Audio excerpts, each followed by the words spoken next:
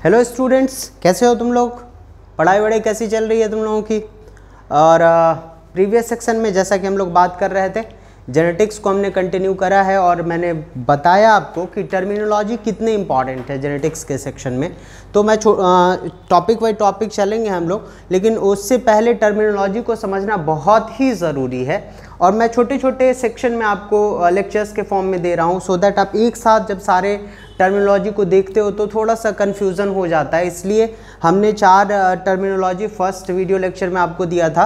आज हम उसी को कंटिन्यू करने वाले हैं, टर्मिनोलॉजी के ही सेक्शन को। और इसमें भी हम 4 से 5 टर्मिनोलॉजी आज आपको डिस्कस करते हैं। तो टर्मिनोलॉजी के सेक्शन को हम लोग कंटिन्यू करेंगे।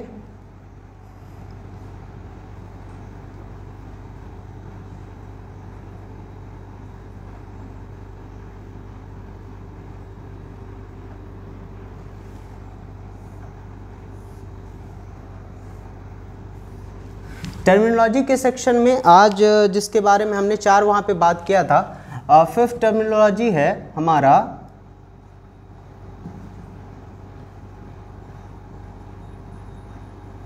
होमोजाइगस एंड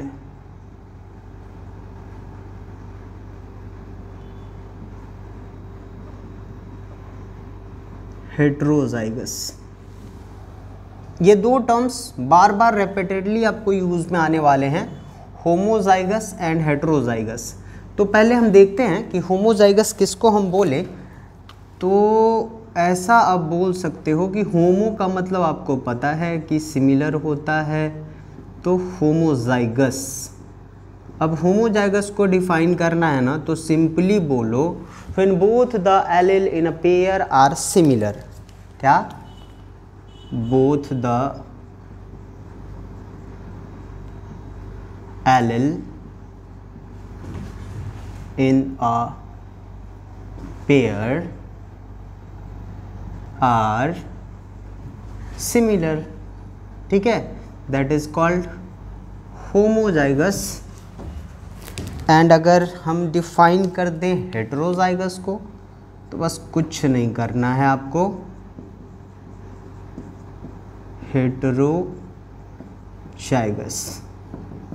हेट्रोजाइगस को डिफाइन करना है, सारी बातें सेम, और लास्ट में सिमिलर को कर दो डिसिमिलर। यानी कि हम बोलेंगे व्हेन बोथ द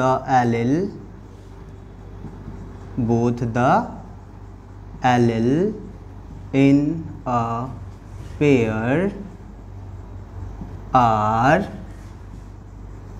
डिसिमिलर।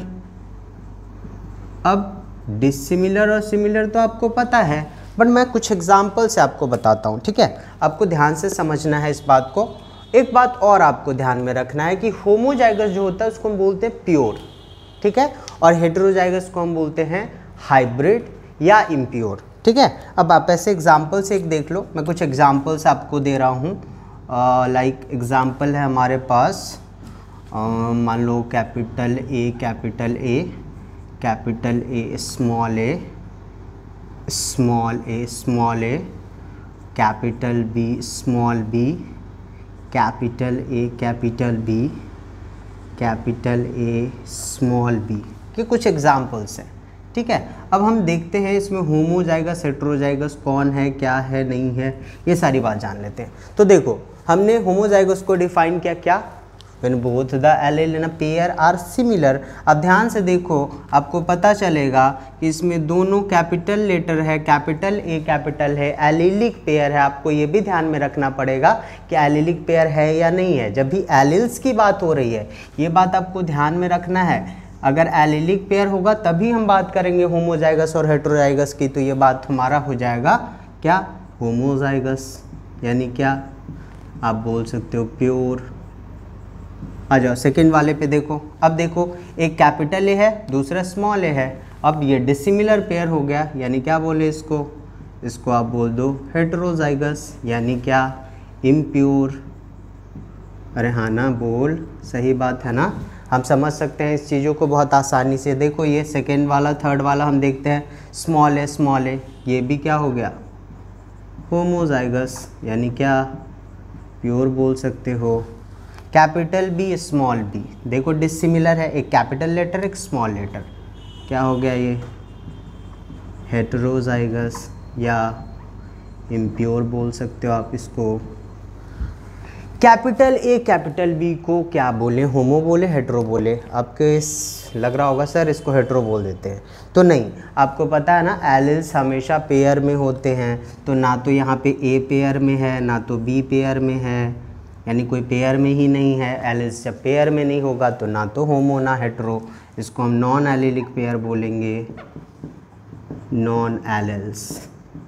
अगला वाला देखो सेम कहानी, वापस से एक कैपिटल ए है दूसरा कैपिटल स्मॉल बी है, ये भी कुछ भी नहीं हुआ, ये भी नॉन एलिलिक। तो बस सिंपल सी बात आपको ध्यान में क्या रखना है कि कैपिटल लेटर हो या स्मॉल लेटर हो, होना सेम ही चाहिए। अगर ए है तो ए ही होना चाहिए, बी है तो बी ही होना चाहिए, दोनों सेम हो गया, स्मॉल ए हो गया होमोजाइगस है, प्योर है। कैपिटल ए हो गया होमोजाइगस है, कैपिटल एम है होमोजाइगस है, capital Z homozygous, small Z homozygous, कुछ भी ए से लेके जेड तक आप कुछ भी बात करोगे, अगर कैपिटल लेटर साथ में है पेयर में है तो वो होमोजाइगस है, अदरवाइज वो होमोजाइगस नहीं होगा।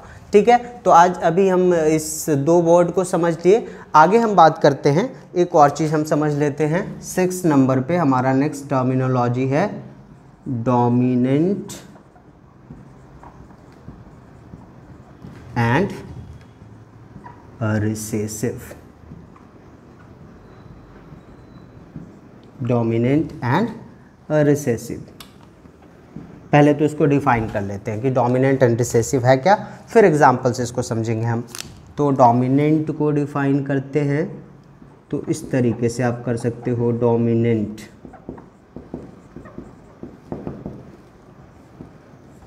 डोमिनेंट को डिफाइन करेंगे तो बोलेंगे कोई ऐसा एलील जो अपने आप को एक्सप्रेस करे, चाहे वो होमोजाइगस कंडीशन में हो या heterozygous, that is dominant.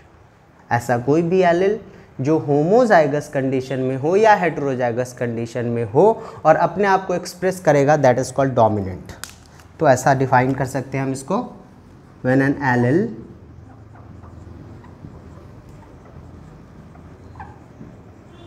Allele express themselves both in homozygous और heterozygous। ओके, अब अगर हम रिसेसिव को डिफाइन करें तो इसको हम क्या डिफाइन करते हैं, देखो रिसेसिव को डिफाइन करेंगे तो हम बोलेंगे क्या, when an allele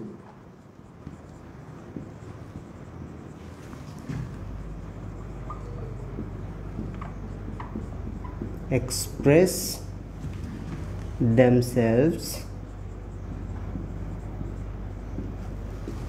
only in homozygous, only in homozygous condition, तो हम इसको बोलेंगे रिसेसिव। एक एग्जांपल से समझते हैं, बहुत आराम से आप समझ सकते हो, देखो एग्जांपल लेके समझते हैं इसको, डोमिनेंट एंड रिसेसिव। बहुत आराम से समझना है, हर बात आपको आसानी से समझ में आ जाएगी।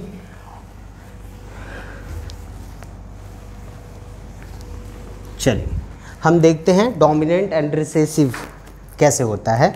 तो देखो एग्जाम्पल ले रहे हैं, एग्जाम्पल है हमारे पास, पहले हमने क्या किया, एक कैरेक्टर ले लिया, कैरेक्टर मान लो बहुत आराम से ले लिया हमने, स्टेम हाइट। ओके, ये हो गया हमारा कैरेक्टर। कैरेक्टर के हम ट्रेट्स भी होते हैं, आपको पता है, हर कैरेक्टर का जो फीचर जो भी है दैट इज़ कैरेक्टर, एंड उसकी जो वैरायटी होती है दैट इज़ कॉल्ड ट्रेट। देखो क्या ले लिया, दो ट्रेट इसके, tall and dwarf. Okay, tall and dwarf. अब आपको मैंने बोला था, थॉमस एंड मॉर्गन साहब ने हमें अल्फ़ाबेट का यूज़ करना सिखाया। देखो अल्फ़ाबेट तुम्हारा जो मन करे ना तुम ले सकते हो, ठीक है, तुम्हारा जो मन करेगा तुम ले सकते हो, बट ध्यान में रखना है, क्या कर रखना है, अभी मैं डोमिनेंट रिसेसिव को बताने जा रहा हूँ, तो आप ऐसे समझो, जो पहले लिखा हुआ है ना, क्योंकि वो डोमिनेंट है इसलिए हम पहले बोलते हैं, रिसेसिव को बाद में बोलते हैं हम। पहले ये समझो कि जो पहले लिखा हुआ उसका फर्स्ट लेटर ले लो, और फर्स्ट लेटर ले लो किसमें, कैपिटल में, तो ये कैपिटल टी। अब इसमें कुछ देखना ही नहीं है, इसी का स्मॉल लेटर ले लेते हैं, ठीक है। और आपको पता है एलिल्स होते हैं हमेशा पेयर में, तो देखो मैं पेयर बना रहा हूँ, टी का पेयर बनाऊँ, ये देखो क्या क्या बन जाएगा, कैपिटल टी बन गया, क्या कैपिटल टी स्मॉल टी, क्या बन गया स्मॉल टी। कुछ और भी बना सकते क्या, आपको क्या लगता है, बना सकते हैं, बना सकते हैं, चलो तुम्हारे हिसाब से ही बना लेते हैं, स्मॉल टी कैपिटल टी। ऐसा तुम्हारे दिमाग में आ रहा होगा कि sir small T capital T भी तो बना सकते हैं ना, आ रहा है ना, चलो कोई नहीं, देखते हैं ऐसा करते हैं या नहीं करते हैं। तो पहली बात इसके बारे में बात करते हैं। देखो ये टी रिप्रेजेंट कर रहा था किसको, टॉल को, ये हमने लिख दिया टॉल। ये स्मॉल टी वाला, ये देखो स्मॉल टी होमोजाइगस, ये हो गया ड्वार्फ। अब बात आ रही है कि ये कैपिटल टी स्मॉल टी वाले को क्या बोलेंगे, तो ये कैपिटल टी स्मॉल टी वाला जो है ना, ये भी टॉल कहलाएगा, ठीक है। अब ये टॉल क्यों कहला रहा है, तो टॉल कहलाने की वजह है इसमें प्रेजेंट ये कैपिटल टी, ठीक है, ये कैपिटल टी की वजह से ये टॉल हुआ। अब आप डेफिनेशन पे आ जाओ, when an allele express themselves both in homozygous and heterozygous. आप ध्यान से देखोगे ना तो आपको पता चल जाएगा ये होमोजाइगस पेयर था, ये हेट्रोजाइगस पेयर था, और इस कैपिटल टी ने अपने आप को हर जगह पे दिखाया, यानी होमोजाइगस में भी दिखाया एंड हेट्रोजाइगस में दिखाया, दैट्स वाई यही तो डोमिनेंट है। अब ध्यान से देखो रिसेसिव का, when an allele express themselves only in homozygous. अब तुम ध्यान से देखो ना, वापस से तुम्हें पता चल जाएगा ये क्या है, ये होमोजाइगस पेयर है, ड्वार्फ हमेशा ऐसा ही होगा। अब अगले वाले पेयर पे आ जाएं तो आपको लग रहा होगा सर ये भी तो हमने लिख दिया, लेकिन ध्यान रखना है, क्या रखना है कि हमेशा डोमिनेंट वाले को पहले लिखते हैं, या फिर ऐसे बोल सकते हो जो कैपिटल लेटर वाला है ना उसको पहले लिखना है, यानी ऐसा लिखना हमारा पूरी तरीके से गलत है, ऐसा नहीं लिखना है। तो अगर हम कैपिटल टी को पहले ले आते तो देखो ऐसा तो हमने लिख दिया था पहले ही, कैपिटल टी स्मॉल टी, तो ऐसा फॉर्मेट हमें यूज़ नहीं करना है, ठीक है। अभी हमने सिर्फ 4 टर्म्स समझे, homozygous, heterozygous, dominant and recessive. 2 और वर्ड मैं आपको समझाने जा रहा हूं।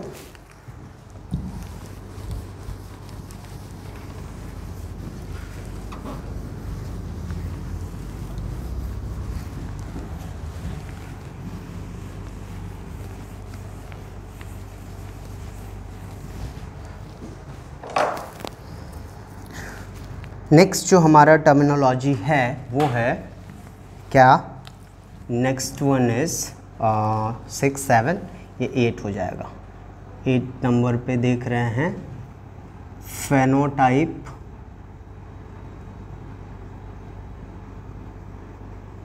And genotype. Phenotype and genotype. चलो वापस पहले इसको डिफाइन कर लेते हैं हम लोग। फेनोटाइप को मैं डिफाइन कर रहा हूँ, फेनोटाइप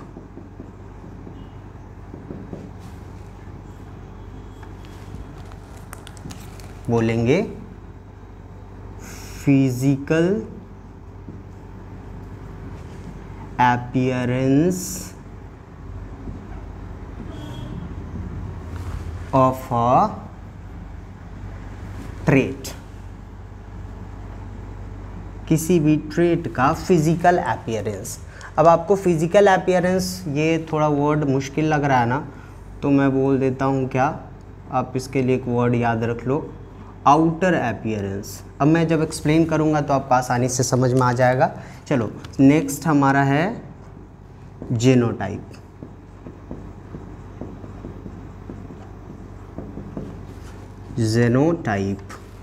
जीनोटाइप इसको हम बोलते हैं genetic appearance, genetic appearance of a trait, ठीक है। अब वापस से आपको जेनेटिक में प्रॉब्लम लग रहा है तो कुछ नहीं, कर दो इसको आउटर बोला था, चलो इसको इनर बोल दो। अब जो मैं बातें बोल रहा हूँ ना वो क्या है, एग्जाम्पल से बहुत क्लियर हो जाएगा। चलो आज एग्जाम्पल ले लेते हैं वापस से। कैरेक्टर यही है हमारा, स्टेम हाइट, ठीक है। ट्रेट आपको पता है क्या, जल्दी जल्दी, tall and dwarf, okay, tall and dwarf. वापस से आपको अल्फ़ाबेट भी पता है क्या करना है, ये डोमिनेंट है, इसका फर्स्ट लेटर कैपिटल में ले लो, इसको स्मॉल में ले लो, ठीक है। हमें फेनोटाइप जेनोटाइप को समझना है, तो आपको मैं पहले फेनोटाइप बताता हूँ। फेनोटाइप और इधर मैं लिख रहा हूँ जेनोटाइप, ठीक है। Phenotype and genotype. अरेंजमेंट आपको पता है कैसे कैसे करते हैं, तो ये हो गया कैपिटल टी, ये हो गया हमारा कैपिटल टी, ये हो गया स्मॉल टी। सेम इधर भी अरेंजमेंट है हमारा, capital T, small T and small T, okay. अब हम फेनोटाइप जेनोटाइप में डिफरेंस देखते हैं। आपको पता है डोमिनेंट वो होता है जो होमोजाइगस हेटेरोजाइगस सब में दिखा है आपको। ये दिखता है टॉल, ये भी दिखता है टॉल, ये भी दिखता है टॉल ना रे, ये दिखता है ड्वार्फ। अब जेनोटाइप में मैं क्या लिख रहा हूँ देखो, pure tall, hybrid tall and लिख रहा हूँ क्या, प्योर ड्वार्फ।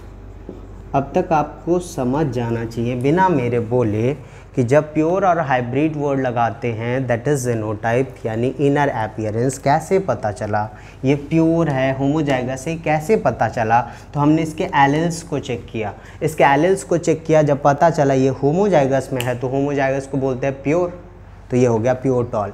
यानी जब आपने इसके एलेल्स को चेक किया ना तो आपको पता चली, आपने इनर अपीयरेंस देखा, आपने जेनेटिक अपीयरेंस देखा, आपने सीधे बोला, बाहर से देखा, फिजिकल अपीयरेंस देखा, सीधे बोला प्लांट टॉल है। आपको थोड़ी पता है वो प्योर है या हाइब्रिड है। जब प्योर या हाइब्रिड पता करना है तो आपको उसके जेनेटिक अपीयरेंस को देखना पड़ेगा, उसके एलेल्स का जो अरेंजमेंट है उसको देखना पड़ेगा। जब आप देखते हो तो आपको पता चलता है अच्छा ये प्योर फॉर्म है या हाइब्रिड फॉर्म है। तो जैसे ही प्योर या हाइब्रिड वर्ड लग गया मतलब जीनोटाइप, सीधे बाहर से देखा मतलब फेनोटाइप। बहुत सिंपल सी बात है।